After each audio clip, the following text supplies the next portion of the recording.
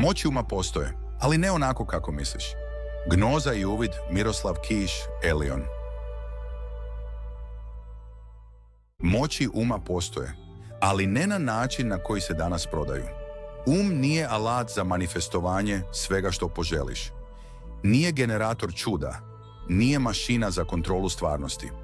Prava moć uma je mnogo tiša. Ima jednu osnovnu moć, pažnju. Gdje ide pažnja, tamo ide i tvoja energija, tvoje vreme i tvoj život.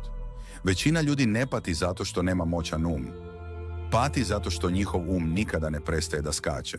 Sa brige na brigu, sa misli na misao, sa straha na očekivanje. U gnostičkoj tradiciji nije neprijatelj, ali nije ni gospodar. Je dobar sluga, loš vladar. Kad stalno priča, on troši snagu. Kad se utiša, snaga se vraća sama. Zato prava moć uma nije u tome da nateraš stvarnost da te sluša. Prava moć uma je u tome da prestaneš da slušaš svaki impuls u glavi. Čim prestaneš da reaguješ na svaku misao, pojavljuje se prostor. U tom prostoru telo se opušta. Odluke postaju jasnije, strah slabi, vid se izoštrava. To nije čudo, to je prirodno stanje. Najveća moć uma nije kontrola.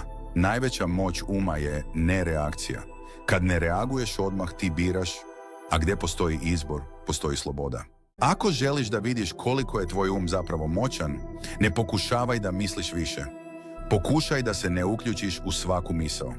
Tu počinje stvarna snaga. Gnoza i uvid, Miroslav Kiš, Elion,